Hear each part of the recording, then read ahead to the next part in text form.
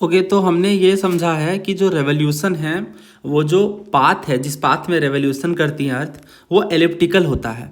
अब सिंपल सी बात है कि अगर ये पाथ एलिप्टिकल है तो कई बार अर्थ जो है वो सूर्य के सबसे नज़दीक हो सकती हैं और कई बार थोड़ी दूर हो सकती हैं।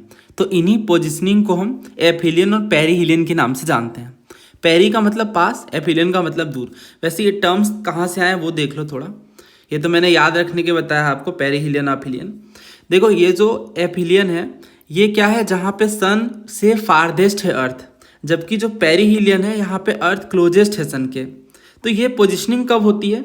देखो, एफिलियन जो है वो 4 जुलाई को होता है और यहाँ पे जो सन से डिस्टेंस होती है अर्थ की वो 152 मिलियन किलोमीटर होती है अप्रॉक्स। जबकि पेरिहिलियन के केस में क्या होता है कि 147 मिलियन किलोमीटर होती है और ये 3 जनवरी को होता है। तो ये 2 डेट हैं और ये आपको याद रखनी है कि एफिलियन कब देखने को मिलता है, 4 जुलाई को, और जो पेरिहिलियन है वो कब, 3 जनवरी को। तो 3 जनवरी को सबसे पास होती हैं अर्थ सन के। मगर सवाल ये है कि जनवरी में तो ठंडी पड़ती है, तो फिर हम कैसे कह सकते हैं ये पास है? तो ये यहाँ पे बड़ा ही ज़रूरी सवाल है और इसे हमने लास्ट क्लास में भी डिस्कस किया कि डिस्टेंस बहुत ज़्यादा मैटर नहीं कर रहा है इस केस में। जो चीज़ मैटर कर रही है वो है टिल्ट और रेवोल्यूशन, ये 2 चीज़ मैटर कर रही हैं। तो टिल्ट से ये सारी चीज़ें हो रही हैं और इसका रीज़न भी हमने बहुत डिटेल में समझा है, अभी हम आगे भी समझने वाले हैं। बट यहाँ पे आपको क्या समझना है कि सबसे ज़्यादा नज़दीक कब होती हैं अर्थ सन के, तो 4 जुलाई को, और ये डिस्टेंस होती है 152 मिलियन किलोमीटर की। जबकि पेरिहिलियन में हम देख रहे हैं 147 मिलियन किलोमीटर, 3 जनवरी को देखने को मिलता है। मतलब 3 जनवरी को जो अर्थ है वो सन के सबसे ज़्यादा नज़दीक होती हैं। पेरिहिलियन मतलब पास, यानी क्लोजेस्ट टू द सन, ऐसे आपको याद रखना है। अब यही सवाल जो मैंने आपको बताया कि it is the winter in the northern hemisphere during perihelion, क्योंकि 3 जनवरी को तो ठंडी पड़ती है नॉर्दर्न हेमिस्फीयर में। तो यहाँ से अगेन प्रूव होता है कि जो टिल्ट है वो मैटर करता है, ना कि डिस्टेंस। तो सीजन्स कैसे होते हैं टिल्ट के कारण, लास्ट के कई सारे क्वेश्चंस में हमने ये डिस्कस किया है। अब सवाल ये है, एक बड़ा ही ज़रूरी बात है, वो ये कि जब प्लेनेट मूव्स करती हैं फास्टर, जब वो सन के क्लोज़र होती हैं, जबकि वो जब दूर होती हैं तो स्लोअर मूव करती हैं। जैसे पेरिहिलियन के केस में ये जब अर्थ यहाँ तक पहुँची तो अर्थ यहाँ पे फास्ट मूव कर रही है, जबकि जब यहाँ एफिलियन पे पहुँची है तो ये स्लो मूव कर रही हैं। तो इसको समझाने का काम केपलर ने किया है। केपलर का जो सेकेंड लॉ है वो ये कहता है कि अ planet sweeps out equal area in equal interval of time, मतलब सेम अमाउंट ऑफ टाइम में सेम एरिया कवर करेगा। जैसे पेरिहिलियन में क्या है, अर्थ नज़दीक है सन के, तो उन्हें ज़्यादा बड़ा एरिया कवर करना होगा, और ज़्यादा डिस्टेंस अगर उन्हें कवर करना है तो क्या करना होगा, अपनी स्पीड बढ़ानी होगी। सिंपल सी बात है। जैसे यहाँ पे सन है और ये अर्थ है यहाँ पे, तो ये दूर है तो इन्हें कम डिस्टेंस कवर करना है, राइट। और इस हिसाब से ये अपनी दूरी को क्या करेंगे, स्लो कर लेंगे। पर जैसे ये पास आएंगे, अर्थ जैसे ही पास आएगी सन के, तो अपनी स्पीड इंक्रीज कर लेगी। ये छोटा सा सिंपल सी एक बात है, लॉ है केपलर का, ये ध्यान रखना। केपलर के लॉ के कारण ऐसा हो रहा है, क्योंकि केपलर के लॉ ने इसे एक्सप्लेन करा है कि planet moves faster when it is closer to the sun and slower when it is farther away, जब दूर है तो स्लो है।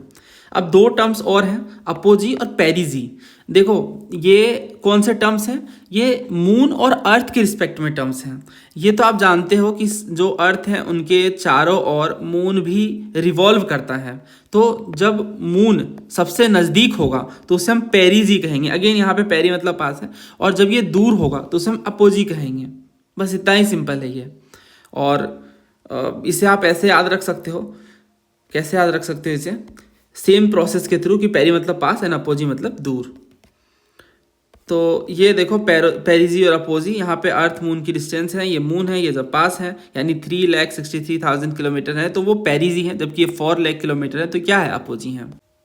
अब हम समझेंगे एक्लिप्सेस को, यानी ग्रहण, सूर्य ग्रहण और चंद्र ग्रहण, सोलर एक्लिप्स और लूनर एक्लिप्स को समझेंगे। देखो, रेवोल्यूशन के दौरान कभी कभी सन, मून और अर्थ स्ट्रेट लाइन में आ जाते हैं। Such a situation is termed as eclipse. और सोलर एक्लिप्स क्या है, किसी न्यू मून के एक स्पेशल डे पर, जो मैं वर्ड बता रहा हूँ उस पर फोकस करना, किसी न्यू मून के एक स्पेशल डे पर सन, अर्थ और मून एक सीधी रेखा में, एक स्ट्रेट लाइन में आ जाते हैं। इससे जो मून की शैडो है वो अर्थ पे गिरती है और इस सिचुएशन को हम सोलर एक्लिप्स कहते हैं। तो यहाँ पे समझने वाली बात क्या है कि जो मून की शेडो डार्कर पार्ट वाली है उसे हम अम्ब्रा कहते हैं, जबकि जो लाइटर पार्ट वाली शेडो है मून की वो पेनम्ब्रा कहलाती है।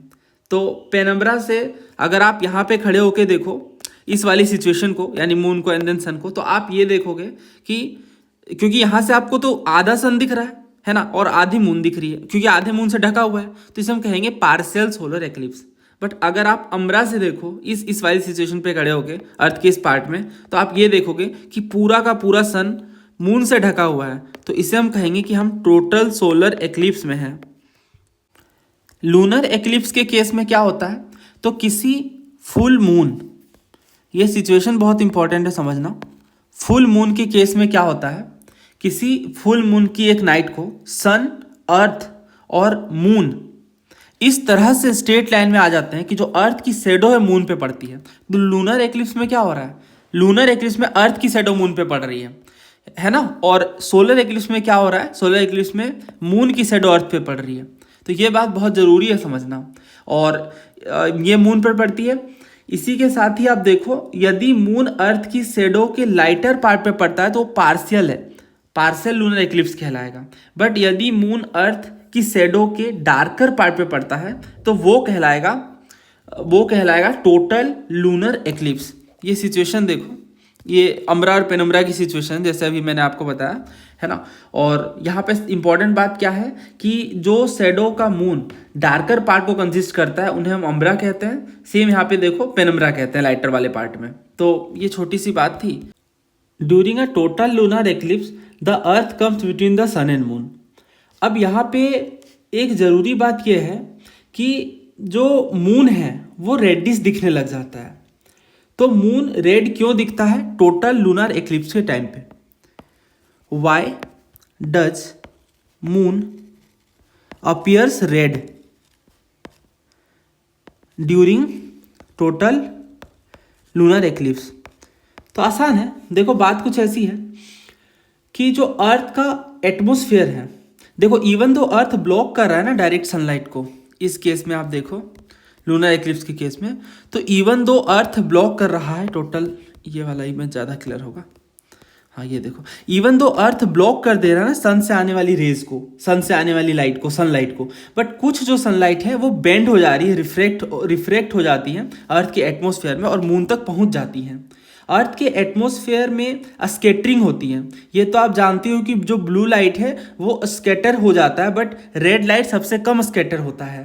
तो इस वजह से ब्लू लाइट, सन से आने वाली ब्लू लाइट स्कैटर हो गई और जो रेड लाइट है वो पास होकर कुछ उसका हिस्सा जो है वो मून तक पहुंच गया। तो इस वजह से जो रेड लाइट है वो मून पर पड़ने लग गया और हमारे पास रिफ्लेक्ट होकर आने लगा। इस वजह से हमें मून रेड दिखाई देता है ड्यूरिंग टोटल लूनर एक्लिप्स। तो ये ध्यान रखना, बस इतनी सी ही बात है जो आपको समझनी थी। अब देखो सोलस्टाइसिस समझते हैं। देखो सोलस्टाइस क्या होता है, सोलस्टाइस को हिंदी में संक्रांति कहते हैं। The sun is directly overhead at either the Tropic of Cancer और द ट्रॉपिक ऑफ कैप्रिकॉर्न, यानी एक जो हेमिस्फेयर है ना वो टिल्टेड होता है ज़्यादा टुवर्ड्स द सन, वो सोलस्टाइस कहलाता है। तो एक होता है समर सोलस्टाइस, हमने ना ये पढ़ा है ना इसे सोलस्टाइसिस के केसेस में कि किस तरह से ये टिल्टिंग होती है, इमेज के साथ हमने समझा था। अच्छा, NCERT वाली जो इमेजेस थी अपनी है ना, जिसमें हमने देखा कि एक साइड में जो अर्थ है वो ज़्यादा झुका हुआ होता है 23.5, जस्ट अ सेकेंड, हाँ ये देखो, ये वाली इमेज देखो है ना। तो अभी सोलस्टाइसिस की केस हम देख लेंगे।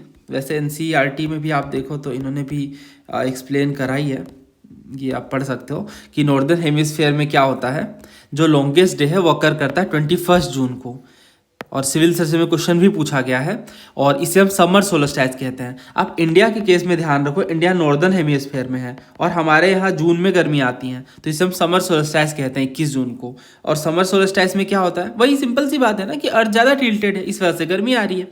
After the summer solstice the duration of a day become shorter while that of night become longer. तो ये आप जानते हो गर्मी के दिनों में क्या होता है, जो दिन है वो मतलब बड़ा रहता है, बट जैसे ही समर सोल्स्टाइस आता है उसके बाद से दिन है छोटा होने लग जाता है धीरे धीरे करके, और जो रातें हैं वो लंबी होने लगती हैं।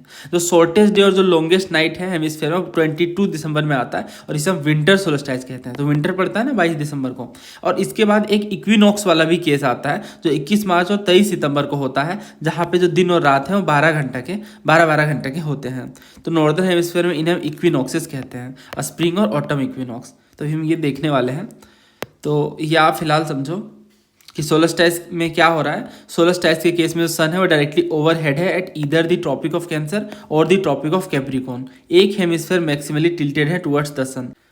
तो अगर ये सन है और ये अर्थ है, तो अर्थ इस तरह से 23.5 डिग्री झुकी हुई है, तो ये इस वाले हिस्से में ज़्यादा सनलाइट पड़ रही है, तो ये समर सोलस्टाइस है। और इंडिया जो है वो नॉर्दर्न हेमिस्फेयर में है। तो इंडिया के कंटेक्स्ट में अगर हम देखें तो समर सोलस्टाइस 21-22 जून में होता है। 21 जून आप याद रख लो। और यहाँ पे जो इनकमिंग सोलर एनर्जी है वो ग्रेटेस्ट होती है नॉर्दर्न हेमिस्फेयर में। क्यों? क्योंकि सिंपल सी बात है ना, ये लाइट यहाँ पे डायरेक्टली ओवरहेड कर रही है, इस वाले हिस्से में नहीं, ये वाला हिस्से में, इस वाले हिस्से में ठंडी पड़ रही है। मतलब जस्ट अपोजिट केस होगा। फिर यहीं आप देखो विंटर सोलस्टाइस के केस में क्या होगा, जो 21-22 दिसंबर को होता है नॉर्दर्न हेमिस्फीयर में, क्योंकि सन की लाइट, सन की जो रेज हैं वो अब यहाँ पे डायरेक्टली ओवरहेड कर रही हैं, जैसे कि आप इमेज में देख पा रहे हो। तो इस केस में क्या होता है, इनकमिंग सोलर एनर्जी ग्रेटेस्ट होती है सदर्न हेमिस्फीयर में, इसलिए जो नॉर्दर्न हेमिस्फीयर के हिस्से हैं वहां पे विंटर पड़ रहा होता है, और इसे हम विंटर सोलस्टाइस कहते हैं, है ना। और अब दो इक्विनॉक्सेस की केसेस हैं जो भी हम समझने वाले हैं। फिलहाल आप थोड़ा सा ये पढ़ लो कि दो सोलस्टाइसेस हैं जिससे हम समर सोलस्टाइस कहते हैं नॉर्दर्न हेमिस्फीयर में। तो ये 21 जून को देखने को मिलता है, और सन ओवरहेड करती है ट्रॉपिक ऑफ कैंसर में, जो कि 23.5 डिग्री है, जैसा कि आप इमेज में भी देख सकते हो। इस वाले हिस्से में डायरेक्टली ओवरहेड कर रही होती हैं, और जो नॉर्दर्न हेमिस्फीयर वो टिल्टेड होता है टुवर्ड्स द सन। इस वजह से हम देखते हैं कि लॉन्गेस्ट डे और शॉर्टेस्ट नाइट देखने को मिलती हैं। और समर सोलस्टाइस के बाद से धीरे धीरे दिन छोटा होने लगता है और रातें लंबी होने लगती हैं। 24 आवर्स डे लाइट देखने को मिलता है इनसाइड आर्कटिक सर्कल। विंटर रहता है सदर्न हेमिस्फीयर में, जस्ट इसके ऑपोजिट केस। अब देखो जो विंटर सोलस्टाइस है, जिसे हम दिसंबर सोलस्टाइस कहते हैं, क्योंकि ये दिसंबर में होता है, 22 दिसंबर में। अब आप खुद सोचो कि यहाँ पे ये ट्रॉपिक ऑफ कैंसर में ओवरहेड कर रहा है, लेकिन जो विंटर सोलस्टाइस है यहाँ पे जो सन की रेज है वो डायरेक्टली किस केस में, ट्रॉपिक ऑफ कैप्रिकॉर्न में ओवरहेड कर रही हैं। तो सदर्न हेमिस्फीयर है वो टिल्टेड है टुवर्ड्स द सन, ना कि नॉर्दर्न हेमिस्फीयर। नॉर्दर्न हेमिस्फीयर तो टिल्टेड अवे है, इस वजह से नॉर्दर्न हेमिस्फीयर में ठंडी पड़ रही है, जिसका इंडिया भी पार्ट है। तो 22 दिसंबर को ठंडी पड़ती है इंडिया में।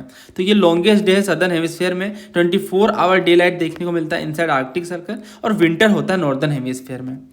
Then equinox. तो इक्विनॉक्स क्या है, जब इक्वेटर पे, देखो इक्वी जो वर्ड है ना यहीं से आया है, जब इक्वेटर पे डायरेक्टली जो सन है वो ओवरहेड करती हैं तो उसे हम इक्विनॉक्स कहते हैं। तो डे और नाइट नियरली इक्वल होते हैं, neither hemisphere is tilted towards और अवे। तो ये बात तो सही है ना कि अगर वो टिल्ट होते हैं नॉर्दर्न या सदर्न हेमिस्फीयर में तो वो कहलाते हैं सोलस्टाइसेस। बट यहाँ पे कोई भी हेमिस्फीयर टिल्टेड नहीं है, क्योंकि जो सन की रेज है वो इक्वेटर पे डायरेक्टली पड़ रही हैं, तो उसे हम इक्विनॉक्स कहते हैं। साल में 2 बार इक्विनॉक्स आता है, एक होता है वर्नल इक्विनॉक्स जिसे हम मार्च इक्विनॉक्स कहते हैं, क्योंकि 21 मार्च को होता है। तो यहाँ पे जो सन है वो डायरेक्टली ओवरहेड होती है इक्वेटर पे।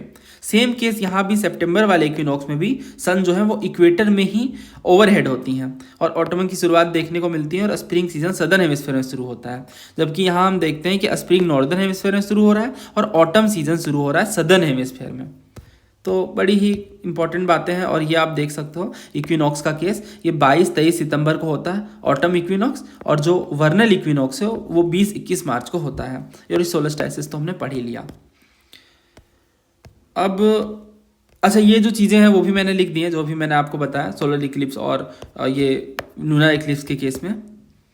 अब क्वेश्चन करते हैं। मुझे नहीं लगता है यहाँ पे कुछ ऐसी बात है जो हमने छोड़ी, कंप्लीटली हमने देख ही लिया। टोटल सोलर इक्लिप्स की डेफिनेशन देखी, देन पार्शियल सोलर इक्लिप्स है, एन्युलर सोलर इक्लिप्स है, फिर अम्ब्रा पेनम्ब्रा के हमने वो डिफरेंसेस समझे। तो ये पहला क्वेश्चन है, इसमें कह रहे हैं कि which of the following cities will never get the vertical rays of the sun, मतलब कौन से शहर में कभी भी सीधे सन की लाइट नहीं पड़ेगी। तो आप खुद सोचो इसका लॉजिक क्या होगा, इसका लॉजिक। तो देखो इसे हम कैसे समझ सकते हैं, इसे हम ऐसे समझ सकते हैं कि जो सन की वर्टिकल रेज हैं वो केवल ट्रॉपिक ऑफ कैंसर और ट्रॉपिक ऑफ कैप्रिकॉर्न के बीच पड़ सकती हैं, जिसे हम टोरिड जोन कहते हैं। ये वाला ये वाला इमेज देखो आप, ये वाली इमेज, इन दोनों के बीच ही जो सन की रेज है वो डायरेक्टली ओवरहेड पड़ सकती हैं, इन वाले हिस्से में नहीं पड़ सकती सन की रेज ओवरहेड। तो इस वजह से अगर हम इसे हम मैप वाइज समझें तो श्रीनगर, मुंबई, कोलकाता और तिरुवनंतपुरम, तो श्रीनगर जो है वो ट्रॉपिक ऑफ कैंसर के नॉर्थ में लाई करता है, तो ये आउटसाइड है टॉरिड जोन के, इसलिए कभी भी वर्टिकल रेज श्रीनगर में नहीं पड़ सकती। तो आप जानते हो ना, इंडिया के लगभग बीचों बीच से ये ट्रॉपिक ऑफ कैंसर पास होता है, तो इनके सदर्न वाले स्टेट में तो डेफिनेटली जो सन है वो ओवरहेड हो सकता है, बट इनके नॉर्थ में नहीं हो सकता है। तो जैसे मुंबई है, कोलकाता है, तिरुवनंतपुरम, इनमें जो है वो ओवरहेड होगा, बट श्रीनगर में नहीं हो सकता। ये क्वेश्चन देखिए, ये भी बड़ा ही शानदार है। इसमें कह रहे हैं which among the following cities of India will have mid day sun exactly overhead only once a year. तो यहाँ पे इंडिया के कंटेक्स्ट में अगर हम देखें तो ट्रॉपिक ऑफ कैंसर के साउथ वाले, क्योंकि इक्वेटर और ट्रॉपिक ऑफ कैंसर के बीच ना, या ट्रॉपिक ऑफ कैप्रिकॉर्न तक जाएंगे हम, ट्रॉपिक ऑफ कैंसर के नॉर्थ में तो कभी सन ओवरहेड नहीं कर सकता। अभी यही चीज तो हम समझ रहे हैं, है ना। ये अगर हम देखें, ये वाला अगर ट्रॉपिक ऑफ लेट सपोज ये 23.5 डिग्री है, तो इस तक ये सनलाइट पड़ेगी, है ना, बट इसके नॉर्थ में जाकर सनलाइट ओवरहेड नहीं हो सकती। तो ये वाली चीज़ अगर हम देखें तो दिल्ली जो है ऑब्वियस सी बात है, ये ट्रॉपिक ऑफ कैंसर के नॉर्थ में है ना, तो ये हट जाता है। फिर श्रीनगर भी नॉर्थ में है, तो ये भी हट जाता है। फिर हैदराबाद और कोहिमा, देखो नागालैंड की राजधानी कोहिमा यहाँ है ना, तो ये ट्रॉपिक ऑफ कैंसर के नॉर्थ में है, तो ये भी हट जाता है। बट जो नागपुर और कोलकाता है वो ट्रॉपिक ऑफ कैंसर के साउथ में है ना, ये महाराष्ट्र में है, और कोलकाता ये वेस्ट बंगाल में, तो इस वजह से आंसर जो है डी है। तो आप समझ गए होंगे लॉजिक। अगर आपने लॉजिक समझा है तो आप ये वाला क्वेश्चन करो, never get the vertical rays of the sun all throughout the year. तो आई गेस ये क्वेश्चन हमने अभी सॉल्व करा है, सेम क्वेश्चन पूछा गया है, 2 बार रिपीट किया गया। अच्छा, ऑप्शन में भी श्रीनगर है, तो हम श्रीनगर के साथ जाएंगे, क्योंकि Srinagar is in north of Tropic of Cancer, जहाँ पे सन की जो रेज है वो ओवरहेड नहीं कर सकती, डायरेक्टली वर्टिकल रेज नहीं पड़ सकती इनमें। नेक्स्ट ये क्वेश्चन देखो, diamond ring, God's eye and Bailey's beads are part of which of the following natural phenomena. तो ये जानबूझ करके मैंने ये टर्म रखा था, क्योंकि ये पहले ही हमने पढ़ना है सोलर एक्लिप्स के टाइम पे। बात कुछ ऐसी है कि कुछ टर्म्स हैं इससे जुड़े हुए। पहला टर्म है यहाँ पे बेलीज बीड्स, तो टोटलिटी के पहले और बाद में सनलाइट पास करती है through valleys on the moon surface, जिससे एक ब्राइट बीड की तरह, बीड मतलब मन के, हमने पढ़ा है ना हिस्ट्री में, तो उस तरह से स्पॉट्स हो जाते हैं लॉन्ग द एज, उन्हें हम बेलीज बीड कहते हैं। तो ये होता है सोलर एक्लिप्स के टाइम पे। सेम डायमंड रिंग इफेक्ट भी होता है। क्या होता है ना इसमें कि जब एक ब्राइट बीड विजिबल होता है विद द फेंट सोलर कोरोना, तो ये शाइनिंग डायमंड रिंग की तरह दिखता है, तो इसे हम डायमंड रिंग कहते हैं। तो ये भी सोलर एक्लिप्स के टाइम पे होता है। गॉड्स आई क्या है, जब जो सोलर कोरोना है, कोरोना मतलब जो सन की बाहरी वाली स्फीयर है ना, हमने पढ़ा है, तो जब सोलर कोरोना विजिबल होती है ड्यूरिंग टोटलिटी, तो इससे एक रेडिएंट आई की तरह दिखता है ये, जिसे हम कहते हैं भगवान की आंख है, गॉड्स आई है। इस तरह से टर्म्स के नाम दिए जाते हैं। तो इसका आंसर क्या होगा फिर, ये जुड़ा हुआ है सोलर एक्लिप्स के साथ, तो answer is option A. Question वैसे आई गेस पहले भी पूछा गया है डायमंड वाला, या आप देख लो, हाँ डायमंड रिंग, डायमंड रिंग वाला जो क्वेश्चन, ये एक फेनोमिना है जो ऑब्जर्व किया जाता है टोटल सोलर एक्लिप्स के टाइम पे, टोटल सोलर एक्लिप्स के एंड में, only along the peripheral region of totality trail, या फिर only in the central region of totality trail. तो ये क्वेश्चन आप ट्राई करो। तो डायमंड रिंग इफेक्ट देखने को मिलता है टोटल सोलर एक्लिप्स के टाइम पे, और ये कब होता है, जब एंटायर सन कवर हो जाता है बाय द मून। तो मून कवर कर देती है एंटायर सन को, लेकिन कुछ जो छोटा सा हिस्सा है सनलाइट का वो स्टिल विजिबल होता है अलोंग द एजेस, किनारों से। तो इस वजह से जो सन का कोरोना है, जो सन की बाहरी वाली स्फीयर है, उसमें एक ब्राइट रिंग देखने को मिलती है। मैं समझा देता हूँ आपको, बहुत ही आसान है ये भी। अगर हम देखें इस केस में, तो यहाँ पे क्या हो रहा है, सोलर एक्लिप्स के टाइम पे जो मून है वो ढक ले रहा है सन को। तो अगर हम यहाँ से खड़े होकर देखें तो थोड़ा सा हिस्सा, अगर ये बाहर वाला हिस्सा इस तरह से हमें दिखने लग जाए तो उसे हम डायमंड रिंग कहेंगे। तो ये रिंग की तरह दिखता है ना। जब सन का कोरोना एक ब्राइट रिंग बना लेता है अराउंड द मून, तो ये किस तरह से दिखता है, रिंग की तरह, इसलिए हम इसे डायमंड रिंग कहते हैं। तो इसमें ऑलमोस्ट एंटायर सन तो कवर हो जाता है, बट छोटा सा हिस्सा सनलाइट का स्टिल विजिबल होता है इन किनारों से, तो वही कहलाता है डायमंड रिंग। अच्छा, ये कब होता है, जस्ट बिफोर द टोटलिटी।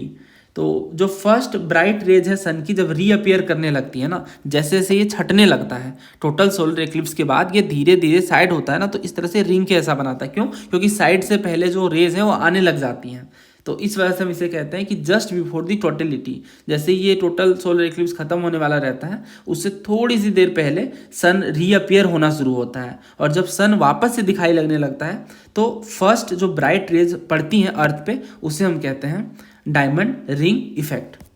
तो यहाँ पे आंसर क्या होगा, यहाँ पे आंसर होगा at the start of total solar eclipse, नहीं at the end of total solar eclipse. Next question देखिए, तो ये भी सीडीएस का है, 2 स्टेटमेंट दिए गए, आपको बताना है कौन सा लॉ है। The earth does not move along its orbit at a constant rate, यानी कह रहे हैं जो अर्थ है वो ये ऐसे घूमेगी ना, अर्थ जो है वो सेम रेट से चक्कर नहीं लगाती हैं। और दूसरा कह रहे हैं कि जो अर्थ है वो फास्ट घूमती है at perihelion and slowest at एपहिलियन।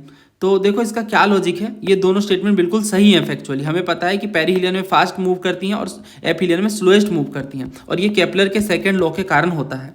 Kepler का सेकंड लॉ क्या कहता है कि planet sweep outs equal area in equal interval time, ठीक है। तो यहाँ पे अगर आप देखो एरिया 2 को, तो इस केस में जो अर्थ है वो पास है सन के, तो अगर ये पास है तो इसकी जो डिस्टेंस है वो देखो ध्यान से आप ज़्यादा कवर करनी पड़ी, बट यहाँ पे जब ये दूर है तो डिस्टेंस कम कवर करनी पड़ रही है। क्यों? क्योंकि ये एरिया इस तरह से काफ़ी बड़ा हो जा रहा है, और यहाँ पे आप देखो तो ये वाला एरिया, दोनों सेम एरिया है बट ये जो डिस्टेंस हमें कवर करनी है वो छोटी है सेकेंड डिस्टेंस के मुकाबले। तो अगर ये ज़्यादा डिस्टेंस कवर करनी है तो क्या लगेगा, तो फास्ट मूव करना पड़ेगा। तो यहाँ पे प्लेनेट फास्ट मूव कर रही है बट यहाँ पे प्लेनेट स्लो मूव कर रही है, तो पेरीहिलियन के केस में फास्ट मूव कर रही है क्योंकि ये सन के पास है। बस यही छोटा सा लॉजिक है, और आंसर यहाँ पे केपलर होगा। नेक्स्ट क्वेश्चन देखिए, the shortest day length that occur in the northern hemisphere is in on.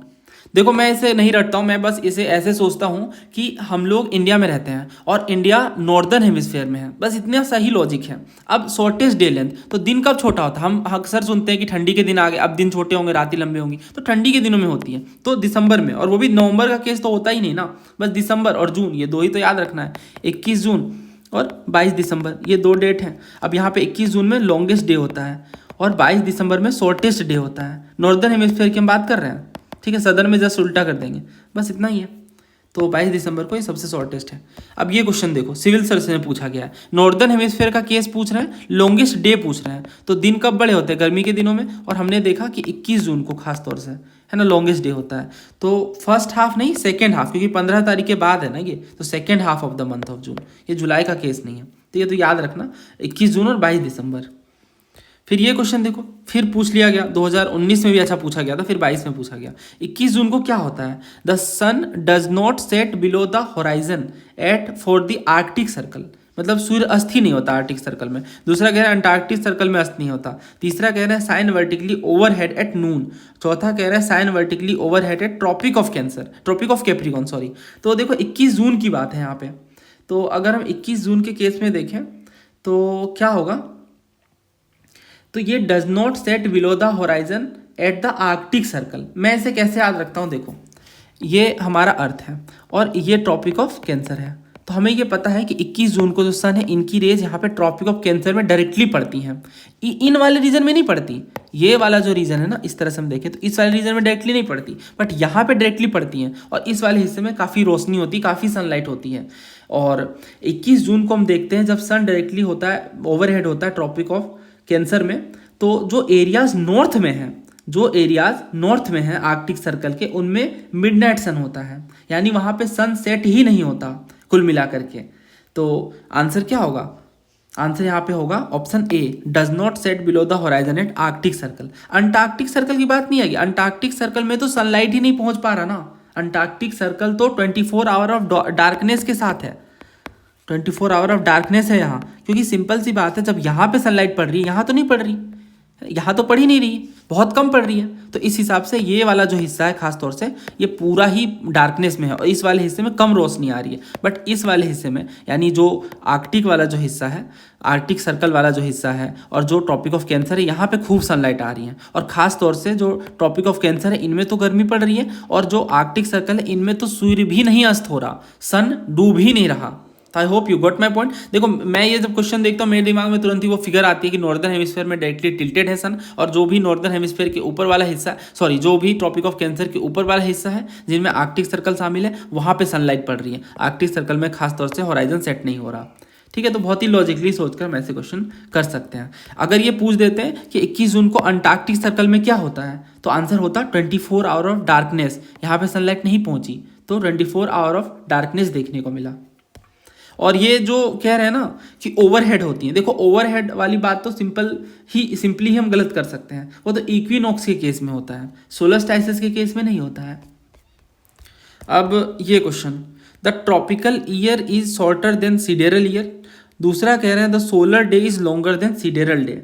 देखो ये अपने आप में पूरा ही कॉन्सेप्ट है, मैं ब्रीफली समझाऊंगा आपको, नहीं तो इस पर 1 घंटे का लेक्चर बन सकता है। तो सिडेरल ईयर क्या होता है और ट्रॉपिकल ईयर क्या होता है, पहले आपने ये समझना है। तो अर्थ जो टाइम लेती है to complete 1 revolution around the sun with respect to fix star, यहाँ पे विद रिस्पेक्ट टू ये जो टर्म है ये बहुत इंपॉर्टेंट है। अगर आपने फिजिक्स में रिलेटिव स्पीड को पढ़ा होगा तो आपने ये समझा होगा कि जो पॉइंट ऑफ रेफरेंस है, जो फ्रेम ऑफ रेफरेंस है, वो बहुत ज़्यादा मैटर करता है। तो sidereal year with respect to fix star, fix star के कॉन्टेक्स्ट में हम देखते हैं कि जितना टाइम लगता है अर्थ को to complete, time taken by earth to complete 1 revolution around the sun, 1 revolution around the sun, उसे हम कहते हैं सिडेरल ईयर।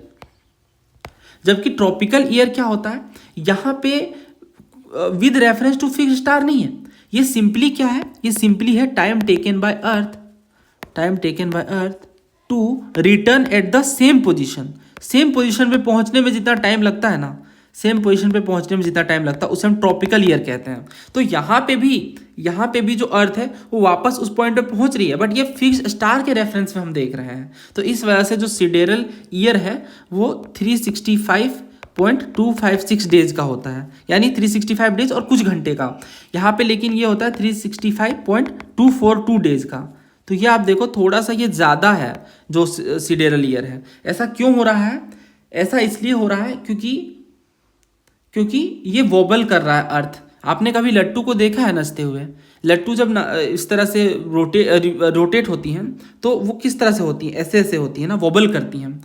तो उसी तरह से अर्थ भी परफेक्ट स्फीयर नहीं है, इनमें इक्वेटोरियल बल्ज है, जो ग्रेविटेशनल पुल है मून और सन का। इस बल्ज के कारण on this bulge causes earth axis to wobble, तो ये स्लोली वॉबल करती हैं स्पिनिंग टॉप की तरह। तो इस वजह से एक्सियल प्रिसीजन होता है और थोड़ा 1 डिग्री कहते हैं शिफ्ट कर जाती हैं अर्थ।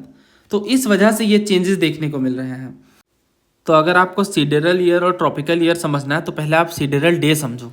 देखो सिडेरल डे क्या होता है समझना। मान लो अर्थ पर जो रेड स्पॉट दिख रहा है वहाँ से एक पर्सन देख रहा है, तो यहाँ पे सन, अर्थ और स्टार, यहाँ पे समझना फिक्स स्टार के कॉन्टेक्स्ट में, इसे मत भूलना। इनके तीनों के अगर हम देखें ये तीनों अभी स्ट्रेट लाइन पे हैं। अब अर्थ अपने एक्सिस पर 360 रोटेट करेगी, तब अर्थ के ओवरहेड फिर से स्टार होगा और इसमें अर्थ को 23 आवर 56 मिनट 4 सेकेंड लगेगा। इसे हम सिडेरल डे कहते हैं। समझ आई बात? मैं ये कह रहा हूं कि अर्थ अपने एक्सिस पर 360 रोटेट करेगी तो अर्थ के ओवरहेड फिर से स्टार होगा और इसे हम सिडेरल डे कहते हैं, जिसमें अर्थ को 23 आवर्स 56 मिनट 4 सेकेंड का टाइम लगेगा। अब ये देखो सोलर डे या ट्रॉपिकल डे कह लो। अब डे 1 में क्या होगा कि अर्थ के ओवरहेड सन है, जैसा कि आप देख पा रहे हैं इमेज में। नेक्स्ट डे जब अर्थ अपने एक्सिस पर 23 आवर 56 मिनट 4 सेकेंड में 360 डिग्री रोटेट कर लेगी, तब सन अर्थ के ओवरहेड नहीं होगा। यहाँ पे ट्विस्ट है। जैसे यहाँ हमने देखा ना कि अगर हम स्टार के कॉन्टेक्स्ट में देख रहे हैं, फिक्स स्टार के कॉन्टेक्स्ट में, तो 23 घंटे 56 मिनट 4 सेकंड के बाद जब 360 डिग्री अर्थ रोटेट कर लेगी, तो उस केस में यहाँ पे हम देख रहे हैं कि स्टार उसी जगह पे है, तो उसे हम कह रहे हैं सिडेरल डे। बट यहाँ सोलर डे में थोड़ा बदल जा रहा है कॉन्टेक्स्ट। बदल ऐसे जा रहा है कि जब हम सन को ऑब्जर्व कर रहे हैं तो हम ये देखते हैं कि 23 घंटे 56 मिनट 4 सेकंड लगाने के बाद जब अर्थ 360 डिग्री रोटेट कर ले रही है, तब सन अर्थ के ओवरहेड नहीं है, बल्कि जब अर्थ अप्रोक्स 1 डिग्री अपने एक्स पर फिर रोटेट कर रही है, तब जाकर अर्थ के ओवरहेड सन हो रही है। अब ये 1 डिग्री एक्स्ट्रा कहाँ से आया? तो ये कैसे आया, उसके लिए आपको ये समझना होगा कि अर्थ वोबल करती है, जैसे लट्टू घूमती है ना तो वोबल करती है, वैसी अर्थ भी करती है। तो इसी वजह से 1 डिग्री एक्स्ट्रा रोटेट करना पड़ रहा है और इसी में 3 मिनट 56 सेकेंड एक्स्ट्रा लग जा रहे हैं। तो इस वजह से जो सोलर डे है ना वो 24 आवर का होता है, जबकि जो सिडेरल डे है वो 23 आवर 56 मिनट 4 सेकेंड का होता है। समझ आया तो ठीक, नहीं तो बस ये याद कर लो कि सिडेरल डे जो है वो कम होता है, छोटा होता है, 23 आवर 56 मिनट 4 सेकेंड का होता है। और जो सोलर डे है वो थोड़ा लंबा होता है क्योंकि 1 डिग्री एक्स्ट्रा वोबल करना पड़ रहा है। बट यहाँ पे हम फिक्स स्टार के कॉन्टेक्स्ट में देख रहे हैं, इसलिए वोबल नहीं करना पड़ रहा है। तो अच्छा, फिर ये देख लो ट्रॉपिकल ईयर और सोलर ईयर वही चीज़ है, सन का position relative to the vernal equinox, और यहाँ पे सिडेरल ईयर में जो टाइम है वो for the sun to return to the same point relative to the star है ना, क्योंकि साइडस जो वर्ड है वो स्टार से आया है। क्वेश्चन में आपको करवाता हूँ ना, क्लैरिटी मिलेगी। जैसे ये क्वेश्चन देखो, इसमें कह रहे हैं tropical year is shorter than sidereal year. क्या ये बात सही है?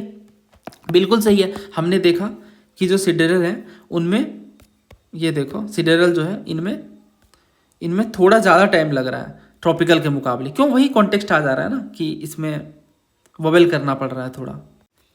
तो इसमें 2 स्टेटमेंट है, tropical year is shorter than the sidereal year और solar day is longer than the sidereal day.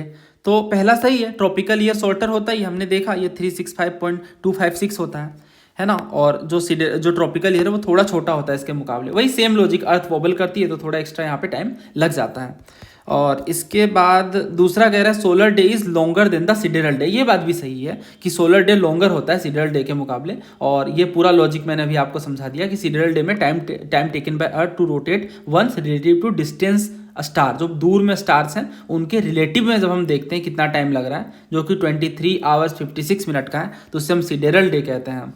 और जो सोलर डे है वो कंप्लीट 24 आवर का होता है। तो जो सोलर डे है वो थोड़ा कुछ मिनट लंबा होता है, तो इस वजह से हम कहेंगे कि सोलर डे इज लॉन्गर, जबकि ट्रॉपिकल ईयर शॉर्टर होता है। तो आंसर क्या होगा यहाँ पे? Option C, both 1 and 2।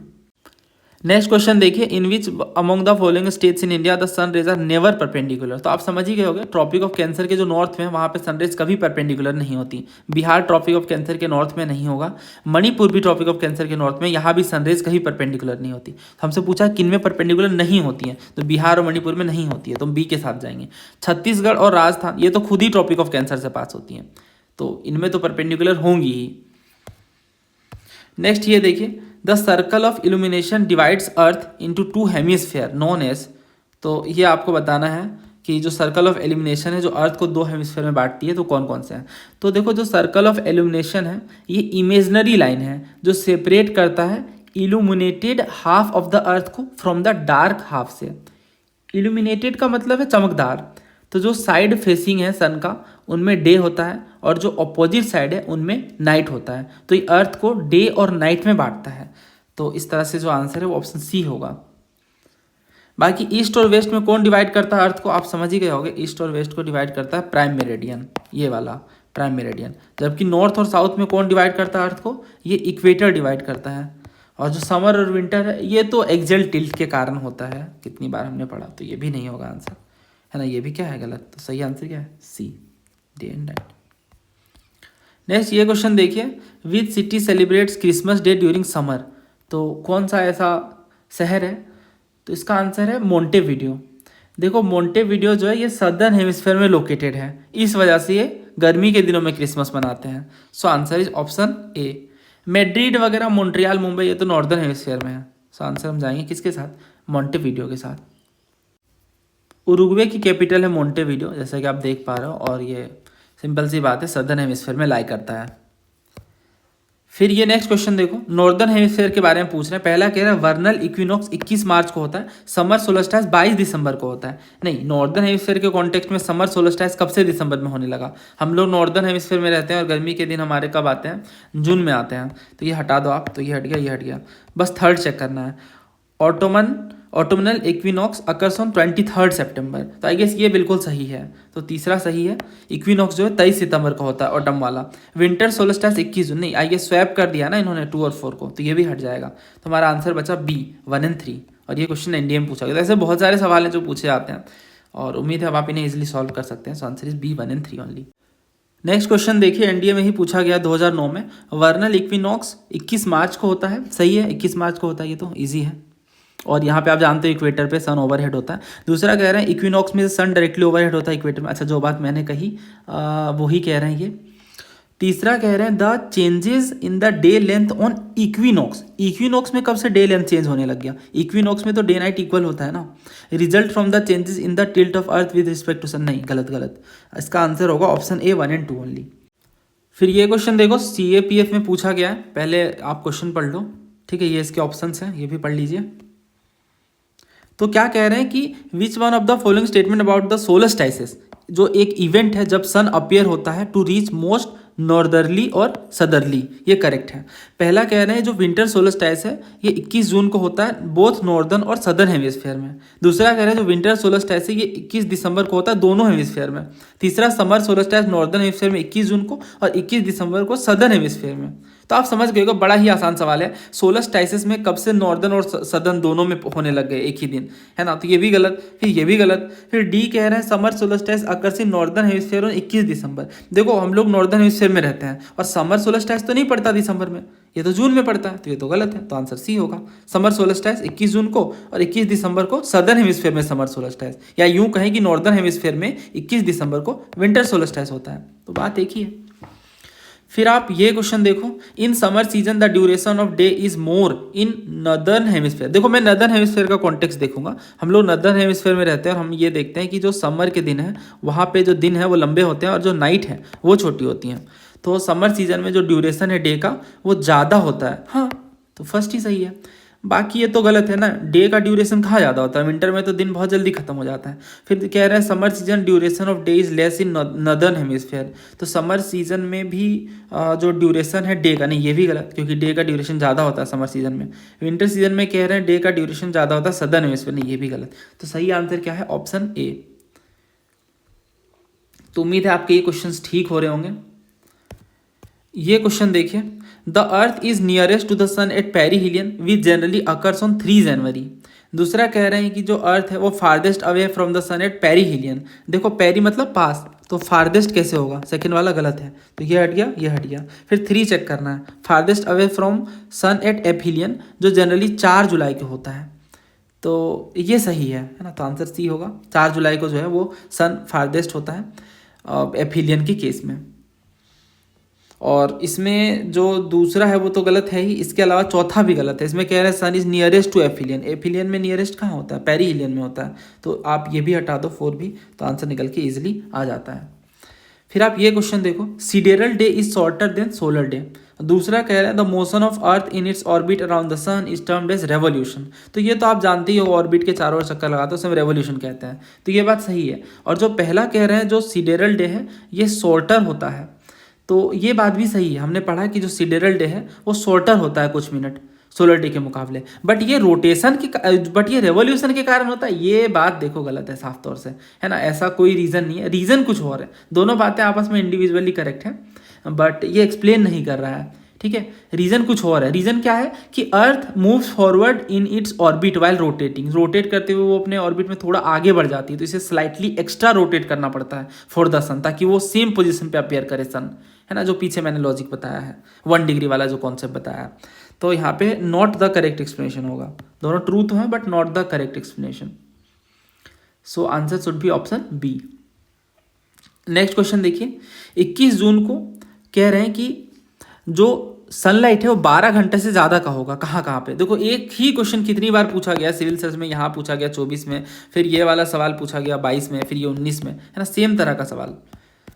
तो आप जैसे ये क्वेश्चन देखा ना मैंने, मुझे ये समझ आ जाना चाहिए कि यहाँ पे जो ट्रॉपिक ऑफ कैंसर है इनमें सनलाइट डायरेक्ट पड़ रहा है 21 जून को, और इसके वाले जो नॉर्दर्न वाले हिस्से हैं वहाँ पे 12 घंटे से ज़्यादा पड़ेगा सनलाइट, क्योंकि यहाँ पे सनलाइट ओवरहेड हो रहा है, तो इस वजह से। तो इक्वेटर में नहीं, ट्रॉपिक ऑफ कैंसर में हाँ, आर्कटिक सर्कल में यहाँ, ट्रॉपिक ऑफ कैप्रिकॉर्न में भी नहीं, क्योंकि ट्रॉपिक ऑफ कैंसर उसके नॉर्थ में 12 घंटे से ज़्यादा सनलाइट होगा। तो आंसर क्या है? 2 और 4, ठीक है, डी। ये क्वेश्चन देखिए, विंटर सोलस्टाइस के बारे में करेक्ट स्टेटमेंट आपसे पूछ रहे हैं। पहला कह रहे हैं south pole experiences 24 hour of darkness. दूसरा कह रहे हैं इट अकर्स ऑन 21 जून। तीसरा north pole experiences 24 hour of darkness. चौथा सन इज एट एपहिलियन। देखो विंटर सोलस्टाइस का क्या मतलब है? सिंपल सा मतलब ये है कि जो अर्थ है वो इस तरह से 23.5 डिग्री झुकी हुई। विंटर सोलस्टाइस कब पड़ेगा? जब सन जो है वो ओवरहेड होगा किस पे? ट्रॉपिक ऑफ कैप्रिकॉर्न पे। तो south pole experiences 24 hour of dark, नहीं यहाँ पे सनलाइट पड़ रही है तो यहाँ 24 आवर ऑफ लाइट होगी ना साउथ पोल में, तो ये तो गलत है। दूसरा कह रहे हैं इट अकर्स ऑन 21 जून, नहीं 21 जून में तो यहाँ पे नॉर्दर्न हेमिस्फेयर में सनलाइट पड़ती है, बट यहाँ तो विंटर सोलस्टाइस कहा है, तो इस हिसाब से ये भी गलत है, ये तो दिसंबर में होगा ना। तीसरा कह रहे हैं north pole experience 24 hour dark, हाँ ये सही है। चौथा कह रहे हैं सन इज एट एपिलियन, नहीं ये भी गलत है ना, एपिलियन तो 4 जुलाई को होता है, तो इस हिसाब से जो सही आंसर है वो सी है। आई होप आपको समझ आया। नॉर्दर्न हेमिस्फीयर टिल्टेड अवे है फ्रॉम द सन और north pole experiences 24 hour of darkness, जिसे पोलर नाइट भी कहते हैं।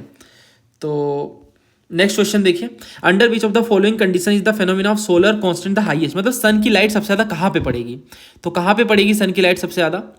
ऑप्शन है हमारे पास, when the ray of sun travel a greater distance, दूसरा when output of energy is less, तीसरा when there is presence of large amount of dust particle, water vapour, salt and smoke, और चौथा कह रहे हैं duration of sunlight is more. देखो ये भी इजी है। सोलर कांस्टेंट हाईएस्ट का मतलब क्या है? देखो सोलर रेडिएशन की जो इंटेंसिटी है वो इन्वर्सली वेरी करती है with the square of distance, ये एक फार्मूला है। और जब सन की जो रेज है वो ट्रेवल करती है ग्रेटर डिस्टेंस में थ्रू द स्पेस, तो जो इनकमिंग सोलर एनर्जी है वो हायर हो जाती है, तो इस हिसाब से लेस एनर्जी आउटपुट कह रहे हैं। तो ये बी के केस में देखो output of energy is less, ये गलत है। तो अगर एनर्जी ही कम है तो सोलर कांस्टेंट भी कम आएगा। डस्ट वेपर तो उल्टा आप देखो एंटर करने के बाद एटमॉस्फेयर में अफेक्ट करते हैं रेडिएशन को, सोलर कांस्टेंट से इनका लेना देना नहीं है। और duration of sun affect total insolation, not solar constant, तो fourth is also wrong, so A is correct. Next question देखिए, the summer and winter season in a year are caused by, तो मैंने आपको बताया सीजन की जब भी बात आएगी आपके दिमाग में 2 वर्ड्स आने चाहिए, पहला एक्सियल टिल्ट और दूसरा वर्ड कौन सा है?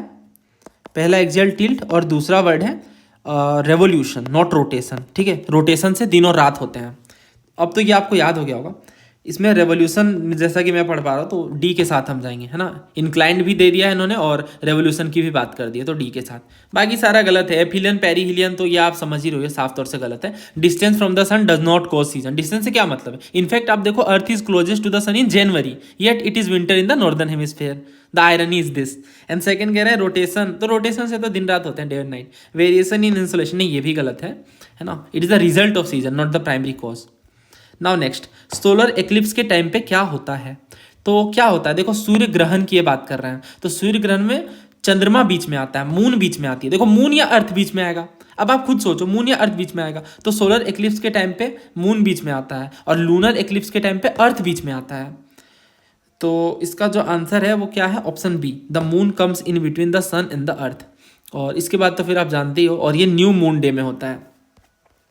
ये क्वेश्चन देखिए, on which of the following day does the summer solstice occur in southern hemisphere, यहाँ पे फोकस करो वर्ड पे सदर्न हेमिस्फीयर। तो अगर मैं इसे सिर्फ नॉर्दर्न का याद कर लूँ तो मुझे विंटर हेमिस्फीयर वाला विंटर सोलस्टाइस वाली बात याद करनी होगी।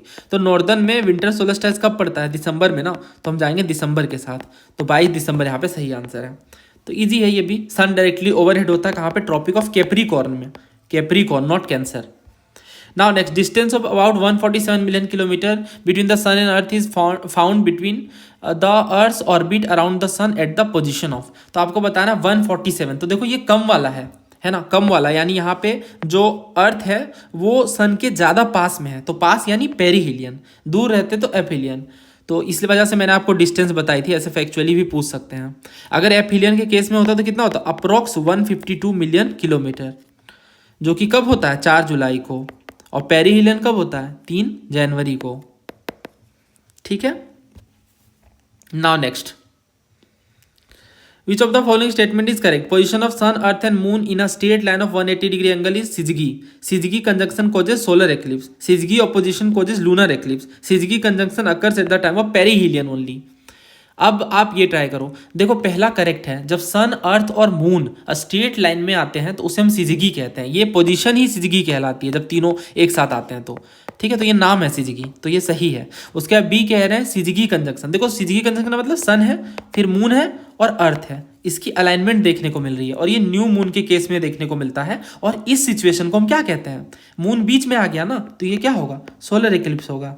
सोलर एक्लिप्स में मून बीच में आता है, तो दूसरा भी सही है। तीसरा कह रहे हैं सिजगी ऑपोजिशन कोजेज लूनर एक्लिप्स, देखो सिजगी ऑपोजिशन यानी यहाँ पे सन है, फिर अर्थ बीच में आ गया क्योंकि ओपोजिशन है ये उल्टा, और थर्ड में मून आ गया। मतलब इस तरह से अगर हम देखें तो ये फुल मून के टाइम पे होता है और इसे हम लूनर एक्लिप्स कहते हैं। तो तीसरा भी सही है। चौथा कह रहे हैं syzygy conjunction occur at the time of perihelion, सिर्फ पास रहेगा सन के अर्थ तभी होगा, कोई लॉजिक ही नहीं बन रहा। इससे क्या लेना देना है, ये तो ऑर्बिट में घूम रही, ये तो ऑर्बिट में घूम रही है ना, तो इससे क्या मतलब है। तो सिजगी मून फेज के अलाइनमेंट पे डिपेंड करता है कि कुछ सिचुएशन ऐसी बन जाती है जब मून बीच में आ जा रहा है, तो वो वाली जो केस है, या फिर अर्थ बीच में आ जा रहा है, वो वाली केस सिजगी है। उसे पेरीहिलियन अपीलियन से कोई मतलब नहीं है। अब ये घूम रही है, पास आ रही है, दूर जा रही है, इससे क्या मतलब है, ये अलाइनमेंट में आनी चाहिए। तो डी गलत है और हमसे गलत पूछा गया, तो we will go with option D. Next question देखिए, when does solar eclipse occur. तो सोलर एक्लिप्स में कौन बीच में आता है, सूर्य को ग्रहण कौन लगा पा रहा है, चांद, या यूं कहें कि अर्थ का ही ये एक्चुअल में ग्रहण है ना। तो बीच में कौन आ रहा है, मून। तो मैं पढ़ पा रहा हूँ कि when the moon comes between, तो सी के साथ हम जाएंगे, कई बार ऐसे क्वेश्चन पूछे जाते हैं। नाउ नेक्स्ट ये क्वेश्चन, सोलर एक्लिप्स कब अकर करता है। तो मैंने आपको कई बार बता दिया कि ये कब अकर करता है। सोलर एक्लिप्स अकर करता है कौन से मून में, न्यू मून में, है ना। तो option is B, new moon, not on full moon. और आप ऐसे भी सोचो, इनफैक्ट मैं ऐसे कैसे याद रखता हूँ, देखो जब भी सूर्य ग्रहण लगता है ना तो धरती पे अंधेरा छा जाता है। तो न्यू मून डे में भी आप देखो तो अमावस्या का दिन होता है ना, अमावस्या का दिन, तो अमावस्या में ही लगता है ये बड़ा ही शानदार क्वेश्चन है जो सिविल सर्विस में पूछा गया, थोड़ा पुराना क्वेश्चन है। Solar eclipse achieves totality only in limited geographical region, केवल कुछ ही ज्योग्राफिकल रीजन में टोटलिटी में होता है। मतलब टोटलिटी आप समझ गए होगा, अम्ब्रा वाले रीजन की बात कर रहे हैं ना। ये अम्ब्रा में ही क्या होता है, टोटल एक्लिप्स देखने को मिलता है, बल्कि जो पेनम्ब्रा वाला जो क्षेत्र है वहाँ पे पार्शियल एक्लिप्स होता है। आई होप आपको याद होगा, just a second to remind you. तो ये वाली इमेज आप देखो, हाँ ये वाला जो हिस्सा है, कौन सा पेज था, हाँ ये वाला जो हिस्सा है, ये देखो, ये अम्ब्रा है और ये पेनम्ब्रा है। यानी यहाँ पे जो पूछ रहे हैं आपसे क्वेश्चन में, क्या पूछ रहे हैं कि जो सोलर एक्लिप्स है achieves totality only limited geographical region, इसका क्या रीजन है, इस इवेंट का क्या कारण है। हम देख पा रहे हैं केवल कुछ ही इस वाले हिस्से में ही हम देख पा रहे हैं कि जो टोटलिटी है वो बन पा रही है। तो इसका क्या लॉजिक हो सकता है, ये है हमारे ऑप्शंस। ये आप देखो ऑप्शंस, पहला कह रहा है size of the shadow of the moon of the earth is small as compare to the cross section of the earth. तो क्रॉस सेक्शन के मुकाबले क्या है, जो शैडो है वो छोटा है। दूसरा कह रहा है earth is not a smooth flat surface but has elevation and depression, ये इलॉजिकल ऑप्शन है, स्मूथ से क्या मतलब है। तीसरा कह रहे हैं the trajectories of the earth around the sun and the moon around the sun and moon around the earth are not perfect circle. चौथा कह रहे हैं sun rays can reach most of the peripheral region of the shadow of the moon due to atmospheric refraction. नहीं, refraction वगैरह से कुछ मतलब नहीं है यहाँ पे। सही आंसर यहाँ पे ऑप्शन ए है, क्योंकि जो साइज है शैडो की, शैडो ऑफ द मून की ऑन द अर्थ, ये क्या है, स्मॉल है as compare to the cross section of earth. So answer should be option A. ठीक है, ऑप्शन ए यहाँ पे बिल्कुल सही है। तो इसका रीजन क्या है, देखो सोलर इक्लिप्स के टाइम पे मून बीच में आ जाता है सन और अर्थ के, और एक परछाई डालता है अर्थ पे। अब दो पार्ट होते हैं मून के शैडो के, पहला अम्ब्रा जहाँ पे टोटल एक्लिप्स देखने को मिलता है, दूसरा पेनम्ब्रा जो पार्शियल एक्लिप्स वाला क्षेत्र होता है। जो अम्ब्रा है यानी जो टोटल शैडो है वो बहुत नैरो होता है by the time it reaches earth surface. क्यों, क्योंकि अर्थ बहुत बड़ा है in cross section compare to umbral shadow, तो बहुत छोटा, क्योंकि स्मॉल स्ट्रिप भी जो है अर्थ का वहीं पे टोटलिटी आ पाती है, क्योंकि अर्थ का साइज बड़ा है ना, मून छोटा है, उस हिसाब से ये है। तो जो शैडो बन रही है वो क्या है, कंपैरेटिवली छोटी है। दूसरा देखो, when does a lunar eclipse take place. तो ये तो बहुत ही आसान सवाल है, आप समझ ही गए होगा, अर्थ बीच में आता है, तो when the earth comes between the sun and moon. So answer is option B. ये क्वेश्चन देखो, in which situation lunar eclipse occur. तो ये कब अकर करता है, तो सोलर एक्लिप्स जो है वो अमावस्या के टाइम पे यानी न्यू मून, जबकि जो लूनर एक्लिप्स है वो कब, फुल मून के टाइम पे अकर करता है। So answer is option C, full moon. ठीक है, लूनर एक्लिप्स कब अकर करता है, फुल मून के टाइम पे, और वो भी बहुत ही एक डिफिकल्ट सी सिचुएशन है। ऐसा नहीं है कि जब भी फुल मून आएगा तब एक्लिप्स आ जाएंगे, नहीं ना, ग्रहण हमेशा तो नहीं लगते, आप जानते हो। मतलब आप सोचो एक लाइन पे आना, देन अलाइनमेंट, बहुत सारे फैक्टर्स हैं। So that's it, I hope you got clarity, thank you.